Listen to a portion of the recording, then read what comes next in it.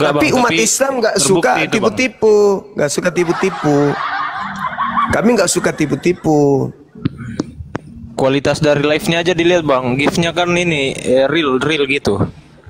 Iya tahu, kan itu dari Kristen. Terus apa hubungannya dengan jumlah followers dengan kebenaran? Kan tidak ada. Iya makanya katanya begini bang, katanya kalau abang berani silakan naik di room bang Edis begitu. Saya tidak berani menghadapi Edis sebab saya tidak mau terkontaminasi kegilaannya. Waduh. Tapi Waduh. gini bang Edis itu kan ngomong sesuai data dan fakta begitu bang. Data apa? Data Kalau di Edis, Quran begitu bang. saudara, saya tanya sama saudara. Ya, untuk ya. memahami Al-Quran itu apa yang harus kita punyai untuk paham Al-Quran? Ya harus dibaca dan dipahami gitu bang. Ya ilmunya maksudnya ilmunya apa? Ya apa yang diajarkan dalam Muslim ya kita. Ya apa? Ilmu nahu, ilmu sharab, ilmu balaga, asbabul nuzul, i'rab, mantik, Aduh, hadits. Edis kuasain enggak itu? Kalau masalah Bang Edis itu katanya kuasai Al-Quran dia karena sudah belajar. Ya kalian aja ditipu. Kalian aja orang Kristen yang ditipu sama dia. Gini bang, kan di roomnya Bang Edis itu kan sudah banyak kan kaum Muslim yang dimasak-masak katanya. Ya karena bagaimana ceritanya, saudara? Ya, orang Islam itu, kami orang Islam itu mendengarkan ustadz kami. Apa yang disampaikan ustadz kami, ulama kami itu yang kami imani. Bukan kami mendengarkan kemudian dari orang kafir yang tidak membaca Al-Quran pun tidak bisa. Al-Quran itu kalau dijelaskan sama orang yang tidak paham Al-Quran, maka bisa dibelokkan kemana saja. Karena yang mendengarkan orang yang tidak paham Al-Quran, yang menjelaskan juga tidak paham Al-Quran. Apa yang terjadi? Saling membodohi di sana. Begini saudara, ketika kami umat Islam itu mau diajarkan tentang Al-Quran, contohlah misalnya Anda mengaku 13 tahun belajar Al-Quran, tapi ternyata yang Anda pelajari adalah tafsir sendiri terhadap terjemahan Al-Quran. Kira-kira kami umat Islam mau nggak belajar sama Anda?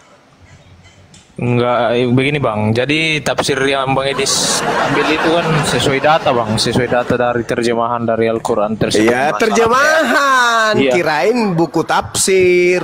Kalau terjemahan, kucing pun bisa, burung beo juga bisa. Jadi menurut abang terjemahan itu salah ya? Terjemahan itu tidak salah, Cak Kangkung. Tetapi terjemahan itu bukan satu-satunya ilmu yang harus dikuasai untuk mengetahui isi Quran. Terjemahan itu satu dari 17 ilmu yang harus dikuasai untuk memahami Al-Quran.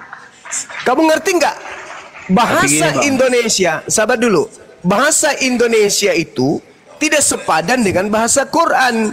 Bahasa Quran itu kosakatanya 120 juta kurang lebih kalau saya nggak keliru. Sedangkan bahasa Indonesia kosakatanya cuma berapa? Berapa kosakata bahasa Indonesia? Ada yang tahu?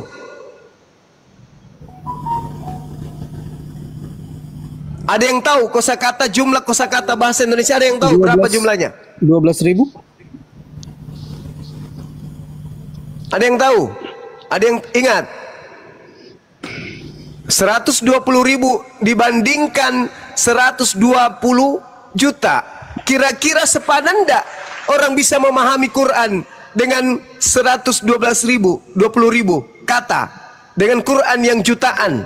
Sepadan enggak? Enggak bisa. Maka untuk memahami Quran dibutuhkan disiplin ilmu yang lain. Sedangkan Edis hanya berputar-putar di terjemahan. Nih contoh. Ketika dia menuduh kami menyembah Nabi Muhammad karena Nabi Muhammad itu Rabb. Nih tak jelasin sama Anda. Rabb itu artinya Tuan. Tuan Paulus. Tuan Nabi Muhammad. Sayyidina Muhammad. Tuan Muhammad. Tuan Paulus. Kalau Tuan Rabb Muhammad dikatakan kami menyembah Nabi Muhammad, berarti kalian juga menyembah Paulus karena Rob Paulus. Nabi Muhammad. Tapi sudah banyak Rob. kaum Muslim yang mengaku bang begitu. Katanya Iya, Nabi karena, Muhammad itu karena Rob mereka begitu. awam, mereka awam. Rob artinya Tuhan. Allah Subhanahu wa taala juga Tuhan. Nabi Muhammad juga Tuhan. Bang Suma juga Tuhan. Ente pun Tuhan. Masalahnya Edis tidak ngerti konteks. Ketika dikatakan Tuan Suma, berarti dia Tuhan bagi sekeliling orang yang menganggapnya Tuhan. Ketika berbicara mengenai Tuhan Allah atau Rabb Allah, berarti itu skala prioritas pencipta langit dan bumi.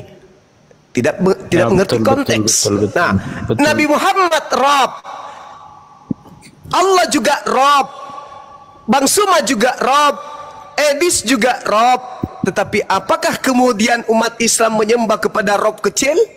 Atau Nabi Muhammad atau umat Islam menyembah kepada Rabb yang maha besar? Jawabannya, kami menyembah Rabb yang maha besar. Apakah Edis bisa diberi penjelasan seperti ini? Gak bisa, dia akan ngotot. Makanya saya malas diskusi sama dia. Cukuplah dulu-dulu kuberaki mulutnya. Saya udah bosan karena dia semakin apa itu ya? Semakin pintar, lihai, memutar-mutar lidahnya sendiri. Terakhir saya ketemu baru-baru ini kan, saya sampaikan ke dia apa?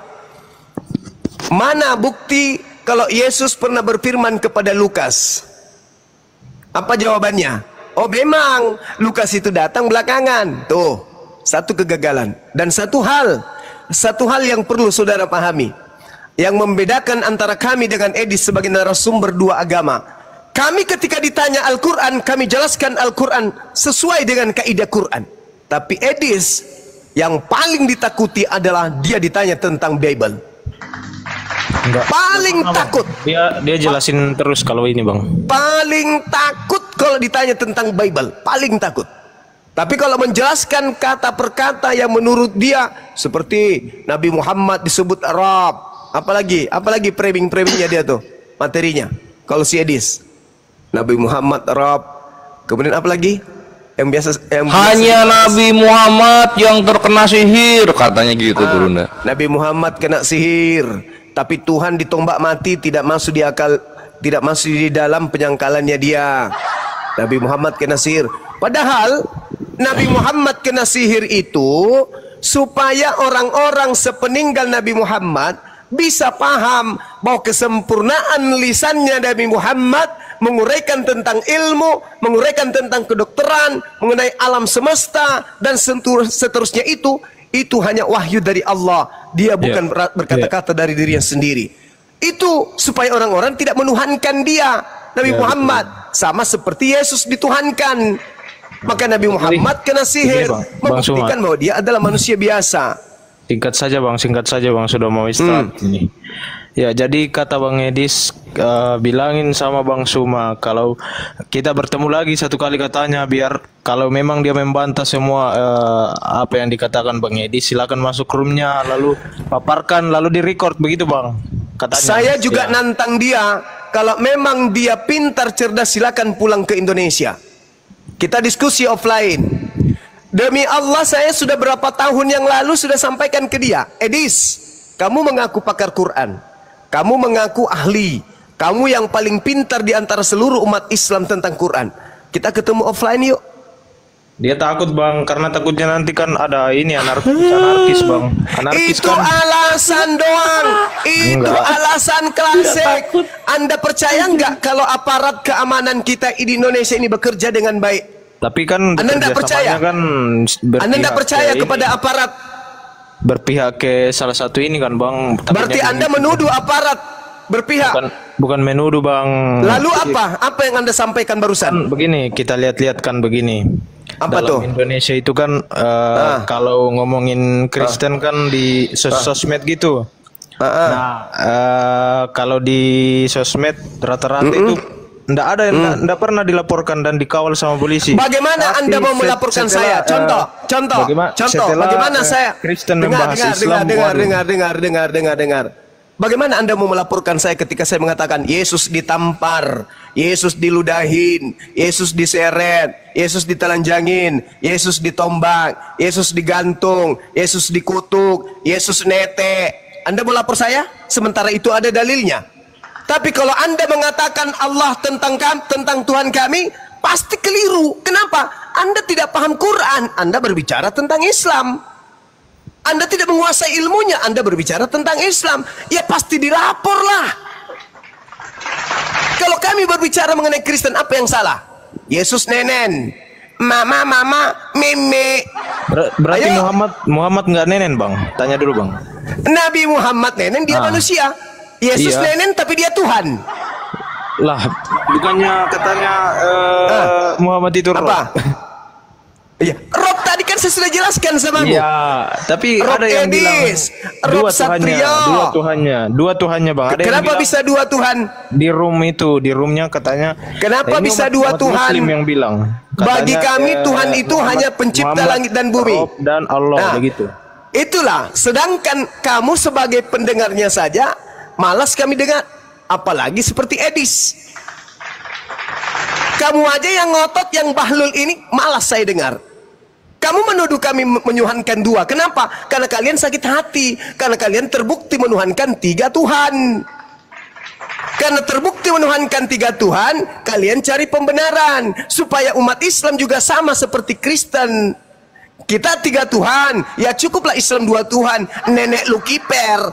Tuhan bagi kami sudah final, hanya Allah Subhanahu wa taala. Kalau Edis memaksakan Nabi Muhammad juga Rob dalam skala Tuhan, maka saya katakan Tuhan kami yang kami sembah adalah Tuhan yang maha besar. Nabi Muhammad Tuhan, tapi bukan Tuhan yang maha besar. Kalian paham sampai situ? Tidak paham, karena kalian bahlul. Orang yang nete aja kalian tuhankan. Jangan samakan diri Anda dengan kami. Tidak mungkin kami menuhankan Nabi Muhammad, meskipun Nabi Muhammad kalian sebut dengan Rob. Karena Rob yang maha besar hanya Allah Subhanahu wa ta'ala. Nabi Muhammad Anda gelari Rob, silakan, derita lo. Nabi Muhammad Anda gelari Muhammad pedofil. Wah gila. boleh kasih data? Anjing, anak lonte bisa kau kasih data? Biadab, setan. Nah inilah cerminan kalian. Kenapa kalian ditangkap? Karena ini cerminannya. Kau menuduh Nabi kami kemudian seperti itu, menyakiti hati kami. Yang pedofil itu pastor dan pendeta, hampir seluruhnya. Paham kalian? Kalau kau menuduh Tuhan Nabi kami seperti itu, kasih bukti. Siapa yang menjadi korbannya? Hah? Sedangkan Tuhan kamu bernama Yesus datang ke bumi jadi manusia, masuk ke dalam perut orang untuk apa? Untuk merasakan baunya vagina wanita bernama Maria. Sakit hati nggak dibilang kayak gitu? Padahal itu fakta. Kalau dia Tuhan, ngapain dia harus keluar lewat vagina? Kenapa nggak keluar lewat pantatnya saja bom-bom atau pantatnya Edis? Kenapa harus vagina? Kalau dia Tuhan, mau nggak kau dikatain kayak gitu? Karena padahal itu fakta. Haruskah Tuhanmu haruskah lewat vagina? Kenapa nggak langsung turun ke bumi aja? Turun ke langit. Oh, aku adalah Tuhan. Kenapa harus vagina? Iseng kali Tuhan kau itu. Robek vagina perawan, bukannya dari luar, dari dalam pula tuh dirobeknya. Dalam pula. Tuhan macam apa itu? Tuhan kok robek perawan? Kamu kalau dikatakan seperti itu sakit. Padahal coba kau urai. Benar nggak Yesus itu Tuhanmu? Betul. Benar nggak dia keluar robek perawan? Betul. Tuhan kok robek perawan? Itu fakta, itu real. Sedangkan tuduhanmu Nabi Muhammad pedofil, mana korbannya? Siapa korbannya?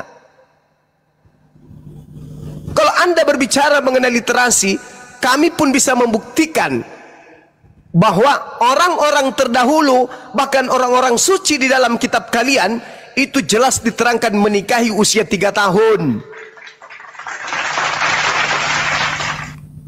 Jangan kayak gitu caranya. Jangan sakit hati. Kebenaran itu harus diungkap, tapi bukan dengan cara menghujat, menista. Jangan sakit hati. Kalau dikatakan kalian menyembah 3 Tuhan, itu fakta. Tuhanmu memang tidak 3. Bahkan kalau kau lihat di Wahyu 5 nomor 6, Tuhanmu itu 7. Jadi jangan kau sakit hati. Kristen itu bukan menuhankan satu Tuhan, Paham? Wahyu 5 nomor 6.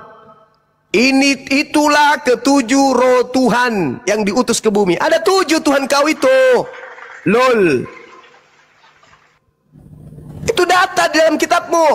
1 Yohanes 5 nomor 7. Ada 3 yang bersaksi di surga. Tuhan berapa di surga? Tuhan berapa di surga? 1. Kenapa dikatakan 3 yang bersaksi? Sudah disebut di situ 3 kok. Jadi jangan menghina, jangan menista. Karena tidak ada agama yang paling hina, yang paling nista di atas muka bumi ini selain agamamu berdasarkan yang tertulis di dalam kitabmu. Paham? Tak ada manusia di atas muka bumi ini selain Kristen yang Tuhannya dibunuh dalam keadaan terkutuk. Hanya Kristen yang Tuhannya terkutuk. Paham? Hanya Kristen manusia di atas muka bumi ini yang mau menyembah makhluk terkutuk. Hanya Kristen. Dalilnya di mana? Galatia 3 nomor 13. Kristus telah menebus Kristen dari kutuk hukum Taurat dengan jalan menjadi kutuk karena Kristen, sebab ada tertulis, terkutuklah dia, terkutuklah dia, terkutuklah Tuhannya Kristen yang digantung di atas salib. Jangan kau sakit hati. Kau penyembah makhluk terkutuk. Karena anak Maria itu makhluk. Dan dia dikatakan oleh Paulus makhluk terkutuk. Berarti Kristen adalah sekelompok manusia yang menyembah makhluk terkutuk. Pertanyaan, yang mana yang terkutuk? Tuhan atau setan? Yang mana yang terkutuk? Tuhan atau setan? Tuhan atau setan yang terkutuk? Setan. Setan. Berarti kalau kalian menafsir bebas tentang nabiku, kami pun bisa menafsirkan Kristen penyembah setan. Tidak ada Tuhan terkutuk, hanya setan yang terkutuk. Dan kau mengakui dirimu menyembah makhluk yang terkutuk, sama dengan kamu penyembah setan.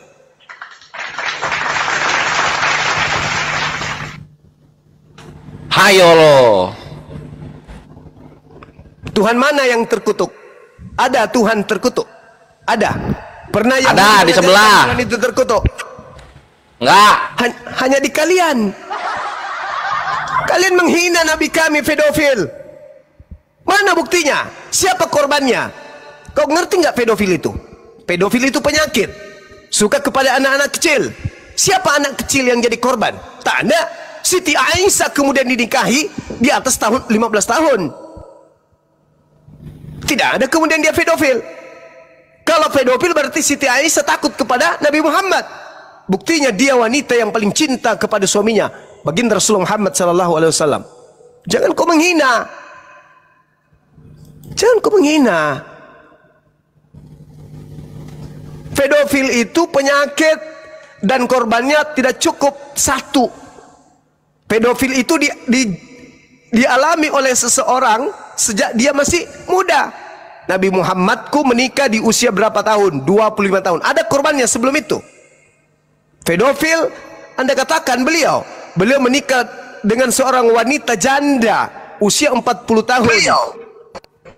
Itu yang kalian katakan pedofil. Siapa korbannya? Menghina aja kerja kalian itu, karena kalian sakit hati kepada pencapaian Nabi Muhammad. Kalian sakit hati dengan pencapaian umatnya. Kalau Anda menghina Rasulku Nabi Muhammad, harusnya kamu jijik menggunakan istilah-istilah ajarannya. Kau ambil kata Alkitab, kau ambil kata Allah, kau ambil kata Nabi, kau ambil kata Rasul, iman, imam, syafaat, berkat, roh, kudus, iblis, setan, malaikat. Itu semua dari ajaran yang keluar dari mulutnya Nabi Muhammad. Kenapa kau pakai? Kenapa kau tidak pakai yang dari mulutnya Paulus? Yang anus-anus semua. Ngapain kau harus pakai ajaran dari orang yang kau benci? Ngapain kitabmu kau ganti dengan sampul Alkitab? Sementara kata Alkitab itu terlontar dari lisannya Nabi Muhammad. Hah? Kenapa ketika terjemahan kitabmu pertama kali diterjemahkan di Nusantara kau pakai nama Isa Al-Masih? Sedangkan yang memperkenalkan pertama kali Isa Al-Masih itu adalah lisannya Nabiku Nabi Muhammad. Kenapa? Kau hina Nabiku tapi ajarannya kau rampok. Istilah-istilah dalam Al-Quran, di dalam kitabmu lebih banyak istilah dari lisan Nabi Muhammadku daripada dari Paulusmu itu. Paulus apa yang kau terima ajaran yang bisa kau pakai sekarang di Indonesia? Nggak ada. Paulus mengajarkan Theos, tapi kau pakai Allah. Kau sembunyikan identitas Allah dengan menyebutnya Allah. Hah? Kitabmu Biblika, masuk ke Indonesia kau ganti dengan sebutan Alkitab. Dari mana kau ambil kata Alkitab itu? Biadab, anak setan. Dari mana kau ambil kata Alkitab? Ada Paulus mengajarkan itu? Ada Lukas mengajarkan kata Alkitab? Ada Markus mengajarkan kata Alkitab? Ada Paulus mengajarkan kata Alkitab? Ada Markus mengajarkan? Tidak ada. Kata Alkitab itu kau ambil dari lisan Nabiku Nabi Muhammad. Habis itu kau menghina, biadab, anak setan.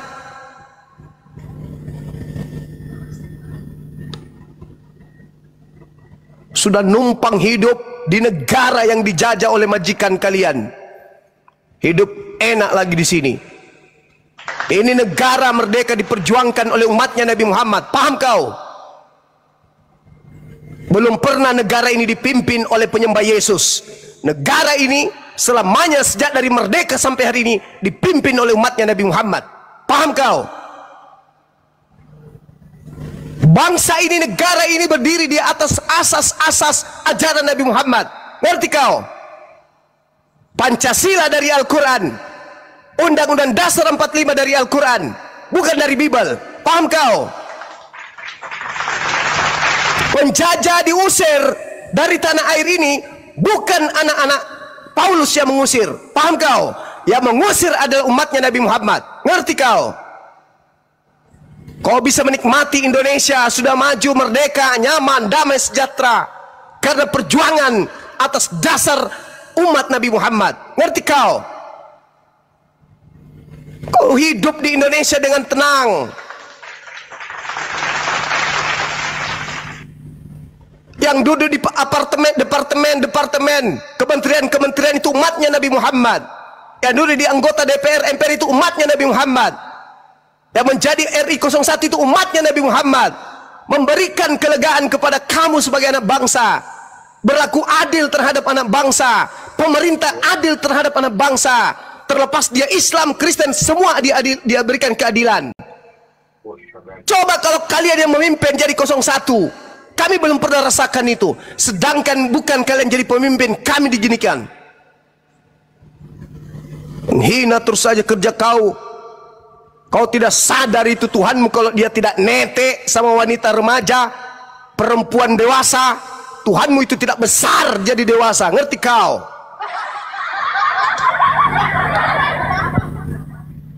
Tuhan kok netek? Iseng kali. Tuhan ya Tuhan saja dong. Buktikan ketuhananmu. Ngapain kau robek-robek vagina dulu baru keluar di bumi? Ngapain?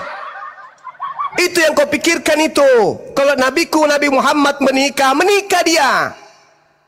Namanya nikah itu sah.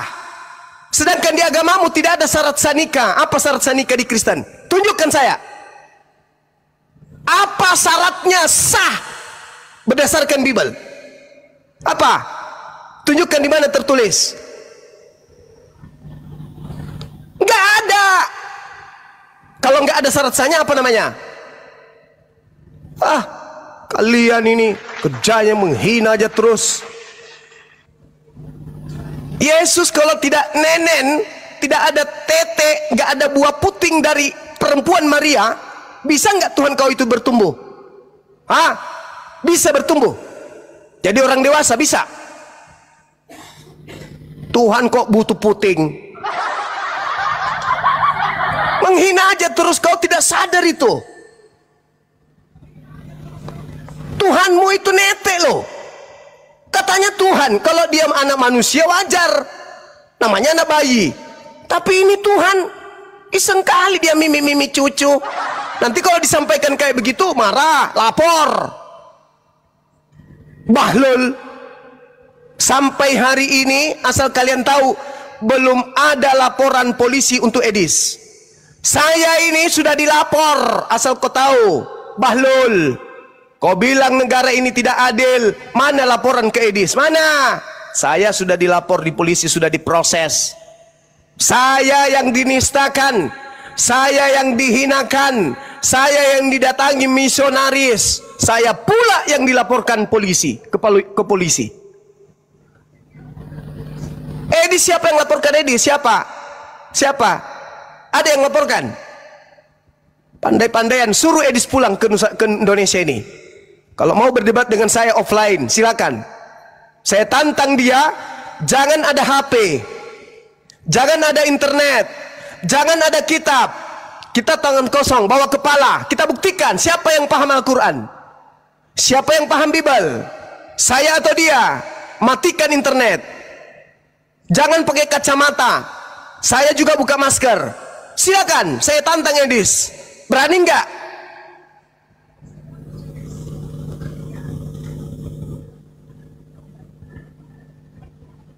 Sok jagoan, sudah masuk keluar dari Indonesia, masih juga menghina-hina. Kurang ajar. Kamu kalau berbicara harus berdasarkan dalil. Saya berbicara tentang kitabmu berdasarkan dalil. Ya, bukan saya ngarang-ngarang sendiri, bukan saya karang-karang.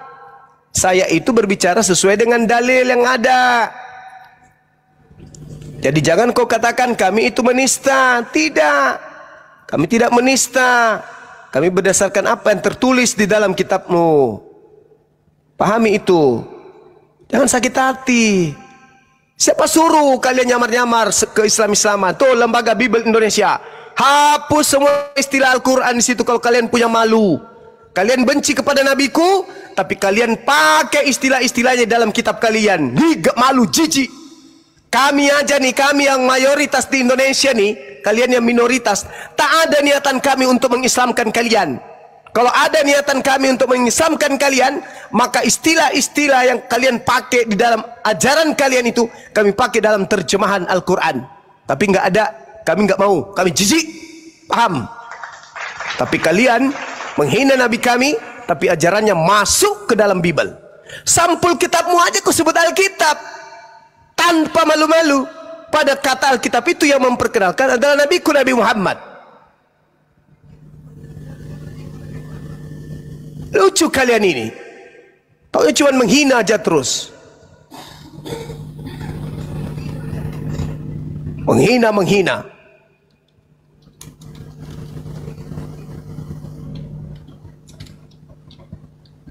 Mau diskusi. Nih, aku bacakan ya. Bacakan. Ini dalilnya nih. Lukas 11 nomor 27. Dengarkan. Kau yang penghina tadi. Dengarkan. Ketika Yesus masih berbicara, berserulah seorang perempuan dari antara orang banyak dan berkata kepadanya, berbahagialah ibu yang telah mengandung engkau dan tete yang telah engkau hisap.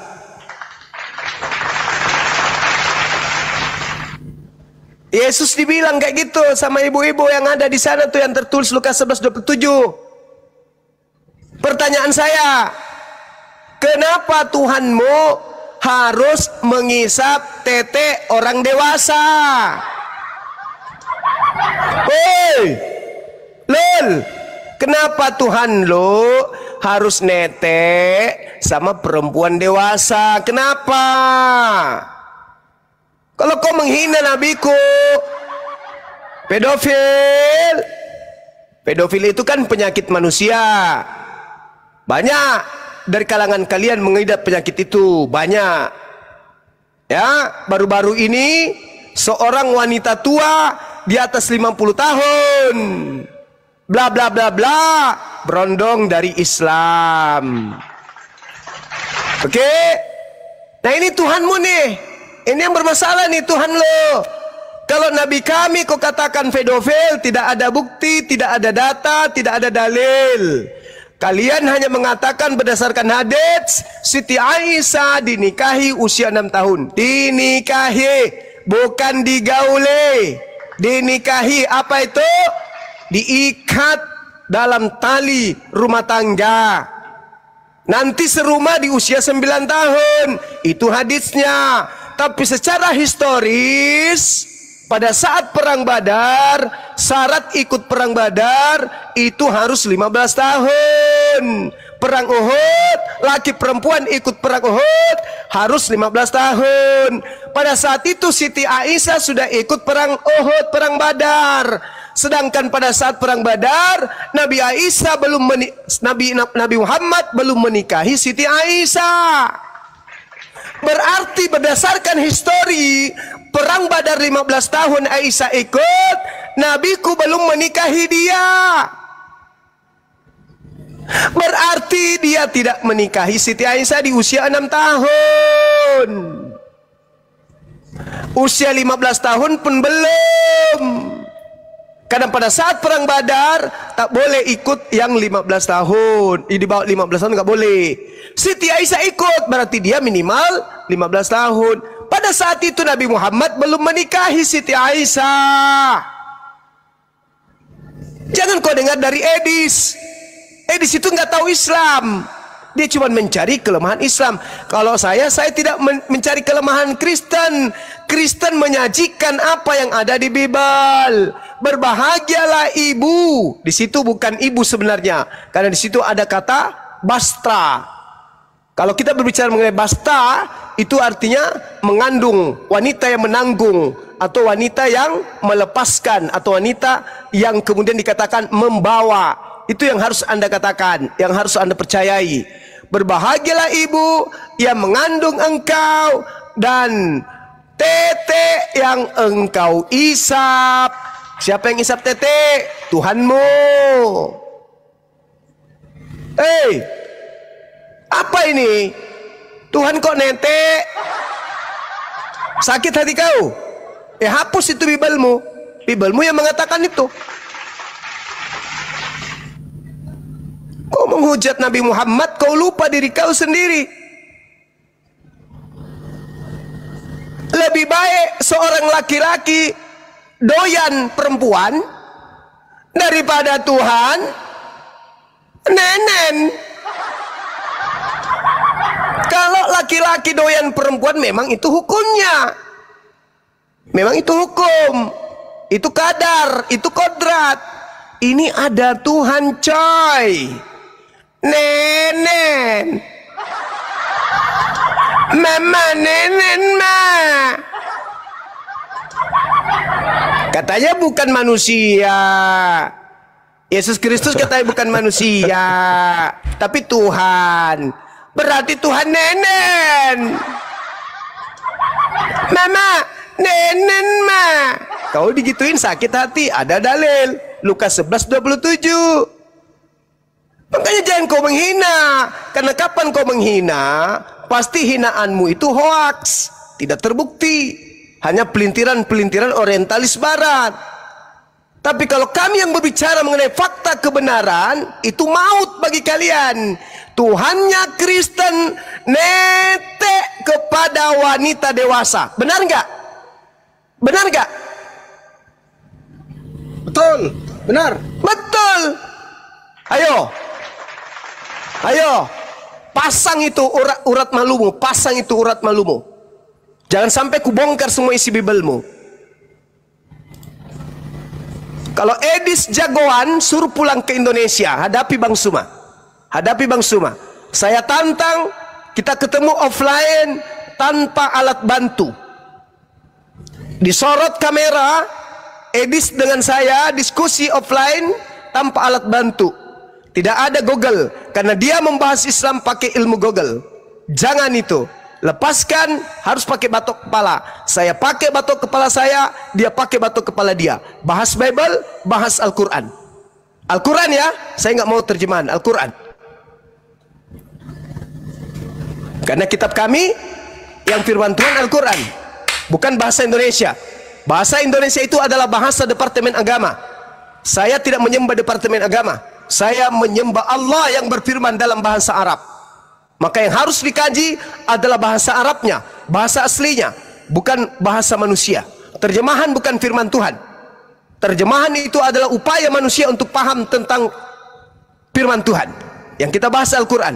Dia mengaku pakar Al-Quran, 13 tahun belajar Al-Quran. Kata dia, sudah lebih 100 kali dia tamat belajar Al-Quran, kata dia. Saya tantang dia, dengarkan seluruhnya orang Kristen di Indonesia. Saya tantang Edis pulang ke Indonesia. Kita bahas secara offline kebenaran Al-Quran dan kebenaran Biblika. Saya tantang. Kalau tidak, maka dia mau robek mulutnya berbicara di sosmed. Ada 50.000 juta kemudian nonton, itu tidak peduli. Itu bukan landasan kebenaran. Paham? Jumlah orang Kristen di Indonesia ini 6 jutaan kurang lebih. Yang nonton katanya hanya 20.000. Apa itu? Apa itu? Itu yang hebat. Katanya itu hebat karena banyak nonton. Tidak ada aplikasi untuk bisa beli kemudian penonton. Betul. Kasih kores 100.000, ini bisa gua bikin 46,6K. Nah, bisa. Tapi sayang sekali umatnya Nabi Muhammad dilarang hukumnya berdusta, mengelabui. Tidak sama seperti ajaran kalian. Filipi 1:18 tentang Yesus, kamu beritakan dengan cara mengelabui, dengan cara palsu, dengan cara berbohong. Aku tetap bersukacita. Propasis dalam bahasa Yunani artinya mengelabui, berpura-pura atau maksud palsu. Itu kalau kami enggak boleh. Katakan hak adalah hak, batil adalah batil. Sekarang teman-teman kalau mau live beli aplikasi, itu bisa penonton Anda itu sampai puluhan ribu, bahkan 100.000 kalau Anda mau. Tapi dibeli aplikasinya. Buat apa? Untuk dibilang jago, untuk dibilang pintar. Nonsen, bullshit. Kebenaran meskipun satu orang yang menyaksikan itu jauh lebih memartabat daripada kesesatan, tapi yang nonton adalah orang-orang palsu semua.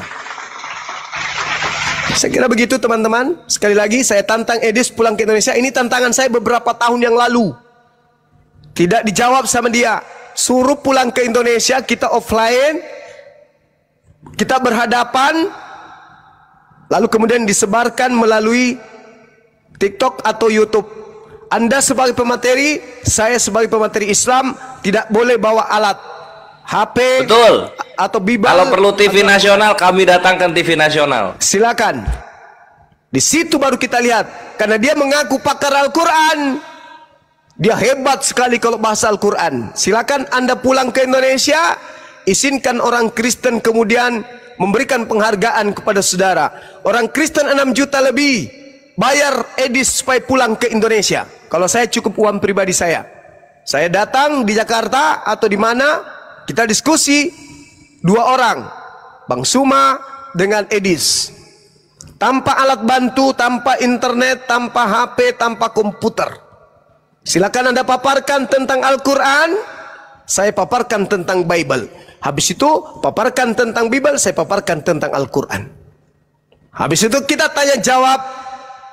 Anda tanya saya tentang Al-Quran, saya tanya Anda tentang Bible. Anda tanya saya tentang Bible, saya tanya Anda tentang Al-Quran. Biar adil. Dan saya akan membuktikan kesombongan dan kepongahan Anda yang mengatakan Anda pakar Al-Quran. Pertanyaan saya hanya sederhana. Pertanyaan saya hanya sederhana saja. Tapi saya tidak membocorkan di sini. Tapi dengan satu pertanyaan itu akan menggugurkan kesombongannya yang dia mengatakan dia pakar Al-Quran. Saya kira begitu, teman-teman sekalian. Mohon maaf Kristen-Kristen yang masih baik, Kristen-Kristen yang masih santun. Ini saya lakukan karena ada penghina tadi naik ke sini dengan jelas-jelas menuduh Nabi saya di depan saya dengan mengatakan Nabi saya pedofil. Itu saya tidak terima sampai mati. Sama seperti Lina Wijaya, kau menghina Tuhanku dengan mengatakan Tuhanku itu seperti batu pagina, sampai kau membusuk di neraka, tidak akan pernah kumaafkan. Kau manusia yang paling busuk di mata saya. Saya tidak pernah mengatakan Tuhanmu membusuk di tiang salib, membusuk di dalam kubur. Saya tidak mengatakan itu. Saya mengatakan Tuhanmu tentang apa yang tertulis di dalam Bibelmu. Tuhanmu ditelanjangin, Tuhanmu ditampar, Tuhanmu diludahin, Tuhanmu digebukin, Tuhanmu kemudian diperlakukan seperti maling, ditangkap, diadili, kemudian digantung, ditombak, dibunuh, dikutuk pula. Itu yang saya katakan, dan itu tertulis di dalam Bibel. Kenapa saya mengatakan itu? Untuk kemudian menggeliti akalmu biar waras. Tidak mungkin Tuhan bisa diperlakukan seperti itu oleh ciptaannya. Tetapi kalian, kau utamanya Lina Wijaya, wanita biadab, kau katakan Tuhanku turun ke bumi ini, kau sebut juga sebutannya dengan sebutan Allah, itu saya tidak terima. Sampai mati saya tidak terima itu. Dan kau katakan Tuhanku turun ke bumi berbentuk batu, berbentuk vagina, itu tidak akan pernah kumaafkan. Sampai 7 turunanku akan mengutuk perbuatan kau itu. Tapi kalau saya mengatakan Tuhanmu netek kepada wanita dewasa, silakan kau kutuk saya. Itu tertulis dalam kitabmu sendiri. Oke. Sekira demikian. Lain kali kalian belajar ya. Belajar. Kau boleh bertanya tentang Al-Quran kepada kami. Boleh kau bertanya tentang Bibel kepada kami. Tapi jangan pernah kau menghina Nabi kami. Karena Nabi kami tidak pernah dia kemudian menceritakan tentang apapun selain daripada apa yang diterima dari Allah. Oke? Nabi saya tidak pernah menyakiti kalian, Nabi saya tidak pernah mengganggu kalian, Nabi saya tidak pernah menghinakan kalian. Nabi saya menceritakan apa yang Nabi saya disampaikan oleh Tuhan saya. Syukran Bang Afida. Jadi kamu jangan kemudian menghina Nabi saya tanpa ada data, tanpa ada dalil. Oke? Nah, saya akan mengulas semua isi perut Bibel. Kalau Anda coba-coba lagi menghina seperti itu.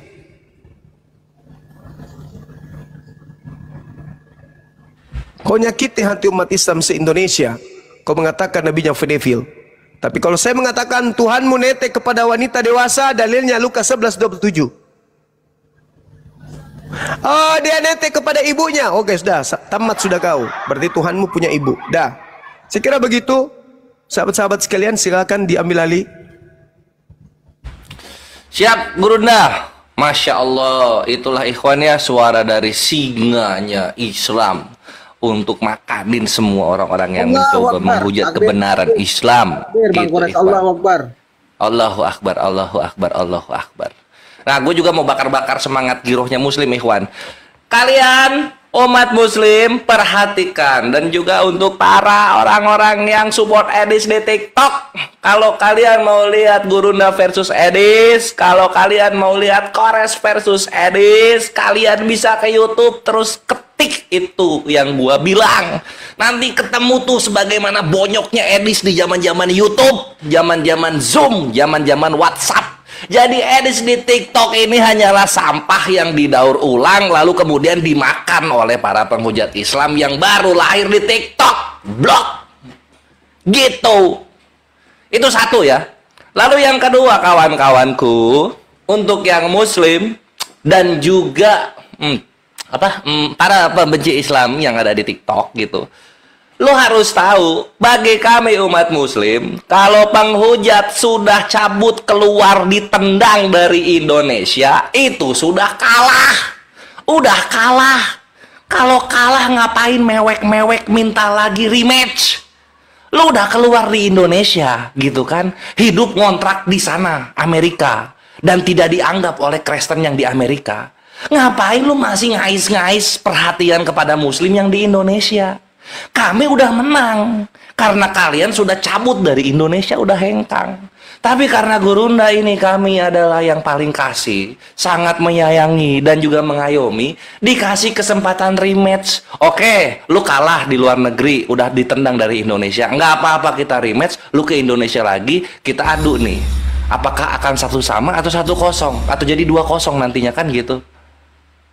Tapi buat gue percuma, Gurunda. Ini orang-orang udah kalah. Edis ini adalah orang yang kesekian kalinya kalah setelah Sofiatul cabut dari Indonesia, Zhang cabut dari Indonesia, Tepudin cabut dari Indonesia. Lalu yang kemarin berhasil kita tumbangkan sehingga ditendang dari Indonesia siapa? Edwin Huta Barat juga ditendang dari Indonesia. Orang-orang ini sudah kalah gitu, sudah kalah. Dulu kan sebelum Edis ada juga siapa? Alda Victory Setiawan. Mana sekarang dia? Christian Princess. Mana sekarang dia?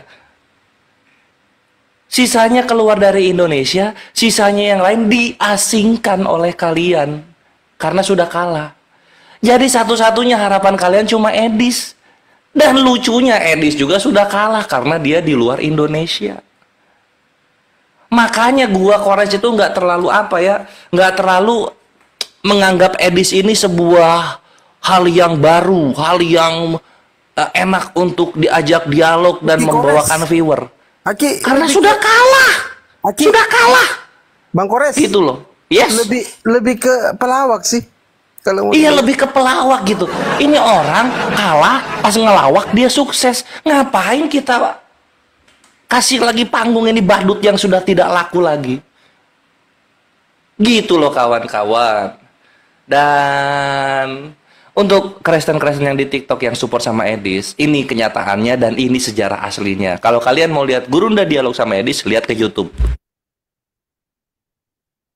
Di sana udah banyak banget lah. Dan itu viewernya tinggi-tinggi juga. 25k, 20k, 48k gitu kan. Banyak banget. Sampai akhirnya nanti ketika kita ngelawan Edis, makin sepi viewernya gitu. Karena udah habis kita sedot, kita permalukan, kita jadikan objek lucu-lucuan Edis ini, sampai viewer pun bosen. Sekarang baru dia mekar kembali. Kenapa bisa mekar? Karena Kristen-Kristen yang support Edis di TikTok nggak tahu sejarah Edis di zaman YouTube, zaman Zoom, zaman WhatsApp. Gitu kawan-kawan. Dan yang lucu ini kalau perlu kalian ketahui ya, hebatnya Gurunda kami. Kalah sama RK. Viewernya 6.000 tetap. Tapi perhatikan kalau Kristen yang dialog, dia kalah sama Gurunda. Contoh, bom. Mana live dia sekarang? Berapa viewernya? Siapa orang-orang penghujat Islam yang mau naik ke room bom? Siapa? Gak ada. Itu yang terjadi kalau sampai orang yang Kristen dialog sama Gurunda. Hancur viewernya. Sedangkan Gurunda kalah sama RK, nggak ngefek sama-sama sekali. Itu kenyataannya, bre, pahit memang. Jadi selamat datang di kebenaran. Mari kita lanjut dialog kawan-kawan. Di sini udah ada 3 teman kita, ada Anastasia, ada Jaki JR dan juga Morgan. Siapa tadi yang naik duluan ya? Anastasia. Langsung dibuka mute-nya yang ketiga yang naik ini, yang naik ini. Iya. Morgan, Jeki sama Anastasia. Kristen atau Muslim ini? Buka langsung mute-nya, teman-teman bertiga. Silakan teman-teman bertiga, Jeki, Morgan sama Anastasia, buka mute-nya. Kalau Kristen langsung ngomong. Oke, nggak ada, turun. Kasih ruang untuk yang lain naik. Baik. Nah, sambil nunggu yang lain naik, kita komentari dulu Sembilah, karena Sembilah bilang begini, apa dia bilangnya? Mana dia? Muslim-muslim yang pintar belajar dari Edis yang membongkar Islam. Oh, kalau gitu juga kita fair. Kristen-Kristen yang pintar belajar Kristen yang dibongkar oleh Gurunda. Sekarang kita lihat hasilnya. Berapa yang mu'alaf oleh Gurunda atas izin Allah, berapa yang murtad oleh Edis. Kita hitung. Per 2025 ini, kita sudah mendapatkan alhamdulillah atas izin Allah 25 lebih orang Kristen bersyahadat. Gitu. Ya. Kebongkar nggak tuh Kristen? Kebongkar dong. Coba sekarang gua lihat di Edis ada berapa Muslim yang sudah murtad mengikuti utuhannya Edis, gitu. Ada berapa? Kosong. Wah, 25 kosong dong. Hahaha, sakit ya? Itulah kenyataan, bre. Oke, ada Rostrum, Macujon dan Krishna. Rostrum, selamat malam. Ya, selamat malam, Bang. Oke. Semuanya. Saudara. Iya, Macujon juga malam juga. Ya, kita Rostrum dulu ya. Rostrum dari agama apa? Katolik, Bang. Oke, Katolik. Ada yang mau ditanggapi, silakan. Ya, kasih kesempatan dulu Pak Pastor Rostrum, silakan Pak Pastor. Kawan kita ini Bang Kores. Oh gitu, oke. Silakan Pak Pastor Rostrum. Mungkin teman saya yang satunya dulu deh. Oke, kalau gitu. Silakan Macon Jawa. Ya, selamat malam. Malam juga. Toleransi buat kita semuanya. Sama-sama, Mabre. Iya. Ya, saya agak sedikit apa namanya, lihat apa tentang Kristen diusir, apa tadi tuh tentang Kristen itu salib itu apa namanya ya, kutuk apa ya. Oh yang tadi, oke. Kutuk atau berkat. Iya, saya lihat itu kayak gitu sih. Oke, mau ditanggapi salib itu jatuhnya ke kutukan atau ke berkat, atau mau dengerin dulu Gurunda mengenai topiknya? Boleh lah, boleh, nanti baru saya tanggapin. Oke, Gurunda standby. Diskusi ya, kita diskusi ya. Diskusi dong. Oke. Ya, baik. Mantap, selanjut Gurunda. Bismillahirrahmanirrahim. Al-Quran menjelaskan di dalam surah Al-Ma'idah ayat 33, Inna wa jazaa'ul ladzina yuharibunallah wa rasulahu wa yas'auna fil ar fasadan aw yuqattalu aw yusallabu aw tuqatta'a aydihim wa arjuluhum min khilaf aw yunfau minal ardi. Hukuman bagi orang-orang yang memerangi Allah dan memerangi utusan-utusannya dan yang membuat kerusakan di atas muka bumi ini hanyalah dibunuh atau disalib. Jadi berdasarkan Al-Quran, salib itu adalah hukuman bagi pelaku maksiat. Salib.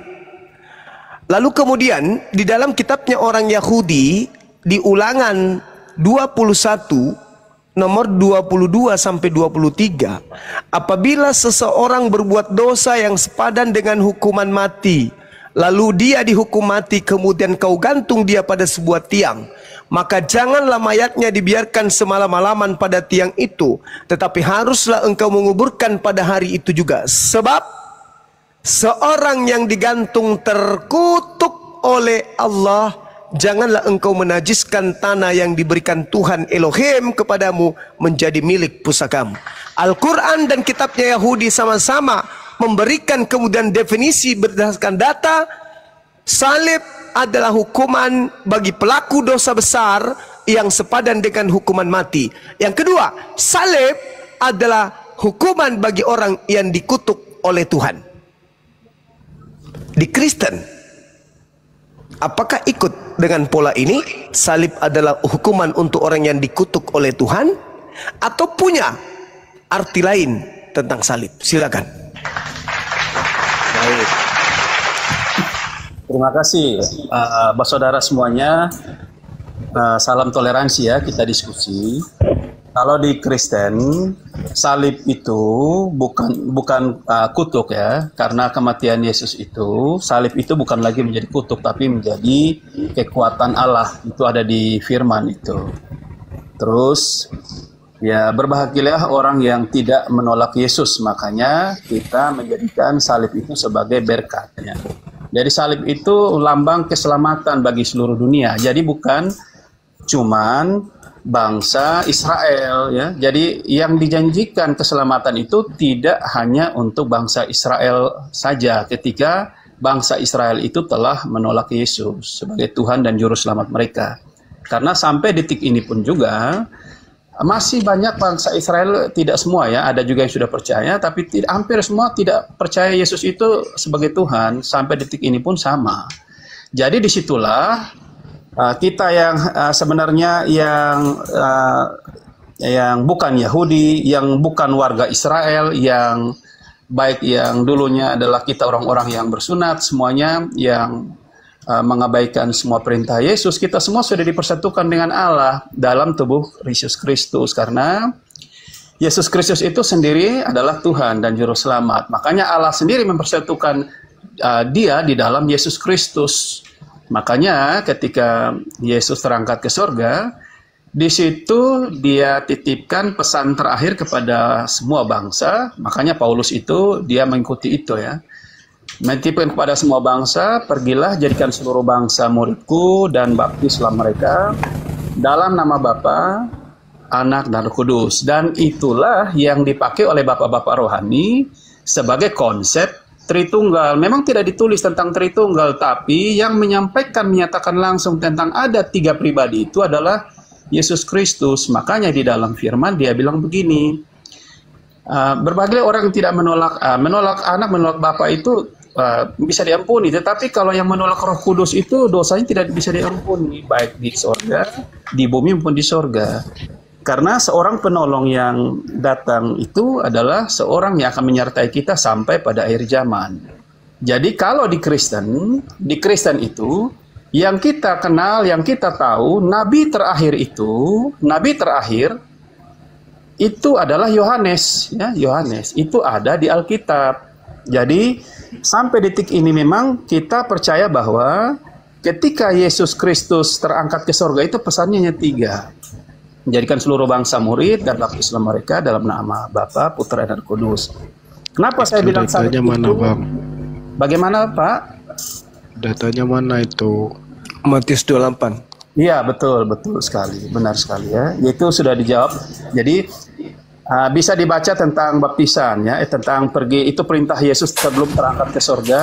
Dia pergilah seluruh bangsa muridku dan baptislah mereka dalam nama Bapa, Anak dan Roh Kudus. Itulah yang disampaikan oleh Yesus. Nah, Yesus juga menyatakan dirinya Tuhan. Maka kenapa sampai kita menganggap bahwa salib itu adalah kekuatan Allah, karena Allah telah mempersatukan dirinya dengan Kristus dan itu tertulis dalam Alkitab. Nah, mungkin banyak orang yang tidak mengetahui itu sehingga mereka menganggap bahwa salib itu adalah kutuk. Salib itu kutuk bagi semua manusia karena manusia telah membangun perseteruan dengan Allah. Ya, dengan kedatangan Yesus mati di kayu salib mempersatukan perseteruan dengan Allah itu menjadi satu kesatuan dalam tubuh Kristus. Makanya siapa yang percaya kepada Yesus itu akan diselamatkan. Ya, itu itu ada juga di Alkitab ya. Jadi disampaikan bahwa hiduplah menurut roh ya. Jadi kalau orang mau mengenal Alkitab, mau tahu bahwa apakah Alkitab ini firman Allah atau tidak, kalau dia mendengar apa kata pendeta, mendengar apa kata nabi atau itu pasti dia tidak akan bisa mengerti dan memahami Alkitab. Tapi kalau ada Roh Kudus yang hidup di dalam dia mau mengundang Roh Kudus ada di dalam hidup dia, mau masuk dalam rohat batin dia yang terus menolak Yesus, maka roh itulah yang akan menuntun orang itu kepada kebenaran firman Tuhan untuk memahami benar tentang apa yang telah difirmankan di dalam firman. Sekarang ada. Halo? Iya. Ya, silakan, Pak. Iya. Jadi itu ada di Galatia ya, ada juga tentang hiduplah oleh roh itulah. Jadi berbicara tentang Roh Kudus inilah yang akan menuntun semua orang percaya untuk memahami benar tentang apa yang sebenarnya ada di dalam Alkitab. Di dalam Alkitab itu tidak semua hamba Tuhan, pendeta maupun kita semua ini tidak bisa memahami konteksnya kalau kita tidak mengundang Roh Kudus itu menguasai hati dan pikiran kita. Ketika kita mau menerima itu dulu, baru kita bisa memahami tentang maksudnya Tuhan ini apa maksudnya. Dari setiap ayat ini akan menghubungkan satu ayat dengan ayat yang lain. Kalau kita mau ya merendahkan hati kita untuk menaruh roh kudus Allah itu dalam kehidupan kita. Karena sekarang di dunia ini dan dunia yang akan datang itu, yang akan mempersatukan kita dengan Allah yang tidak kelihatan itu, dan Yesus Kristus itu siapa? Hanya Roh Kudus. Jadi kalau kita berbicara konteksnya Roh Kudus, Tuhan Yesus akan menyelamatkan. Kita tidak akan bisa mengenal Yesus Kristus, tidak akan bisa mengenal Allah, tanpa ada satu pribadi yang Tuhan sudah titipkan itu yang akan menyertai kita sampai pada akhir zaman. Itu adalah hanya Roh Kudus. Jadi saya harapkan dalam diskusi yang sangat mulia ini, saudara semua kita adalah saudara, harusnya untuk konsep keselamatan dalam Kristen itu hanya satu ya. Kita jangan mendukakan Roh Kudus. Ketika Roh Kudus ada dalam hidup kita, kita akan mengakui yang namanya Yesus Kristus adalah Tuhan dan Juru Selamat. Mungkin itu konsepnya, Pak. Kalau mau tanya soal dasar Alkitab, mungkin nanti kita bisa diskusi kembali, Pak. Terima kasih. Oke, baik. Bapak, saya mendengarkan panjang lebar. Saya hanya ingin bertanya satu hal untuk mengerucutkan materi tentang salib. Siap. Apakah di dalam Taurat itu tidak ada kebenaran? Atau ada kebenaran? Ada kebenaran, Pak ya? Ya, ada kebenaran. Oke, baik. Kalau di dalam Taurat itu ada kebenaran, Ya. Anda harus kemudian menerima konsekuensi bahwa ternyata penyaliban itu sia-sia. Kalau ada kebenaran di salib, di Taurat. Ya. Ya, Bapak harus telan pil pahit ini. Ketika Bapak mengatakan ada kebenaran di dalam hukum Taurat, maka Paulus sendiri mengatakan sia-sia kematian Yesus. Galatia 2:21, aku tidak menolak kasih karunia Tuhan, sebab sekiranya ada kebenaran oleh hukum Taurat, maka sia-sialah kematian Kristus. Saya ulang pertanyaan saya. Apakah ada kebenaran oleh hukum Taurat atau tidak ada? Ada kebenaran itu. Berarti sia-sia kematian Kristus, gitu. Oh, jadi begini, itu yang Bang Suma ya, ini Bang Suma ya? Iya, saya sendiri, Bang. Bang Suma ya, kita sudah pernah ketemu juga ya, jadi mungkin pada diskusi. Jadi saya tahu Bang Suma sangat memahami benar tentang Alkitab. Kita bersyukur ya bisa bertemu sama orang-orang yang hebat seperti ini.